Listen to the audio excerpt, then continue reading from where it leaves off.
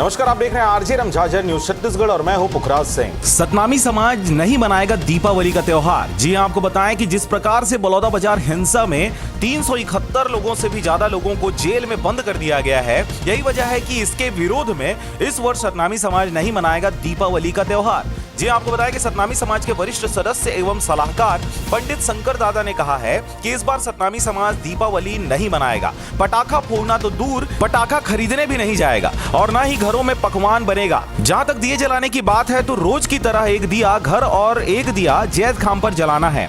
आगे उन्होंने अपने कथन में कहा कि सतनामी समाज के 361 से भी अधिक निर्दोष लोगों को जेल में बंद कर दिया गया है। वह अपने लिए नहीं, अपने समाज के लिए, स्वाभिमान के लिए लड़ रहे थे। इस दौरान वे सभी षड्यंत्र के शिकार हो गए हैं और यही वजह है कि उन्होंने सतनामी समाज के अध्यक्षों और पदाधिकारियों से अपील की है कि वे अपने अपने क्षेत्र में दीपावली नहीं मनाएं, पटाखा नहीं फोड़ें और पकवान नहीं बनाएं। आपको बताएं कि बलौदाबाजार कांड में अभी भी कांग्रेस विधायक देवेंद्र यादव की गिरफ्तारी के बाद से लगातार वे जमानत के लिए प्रयासरत हैं और अभी तक उन्हें जमानत नहीं मिल सका है।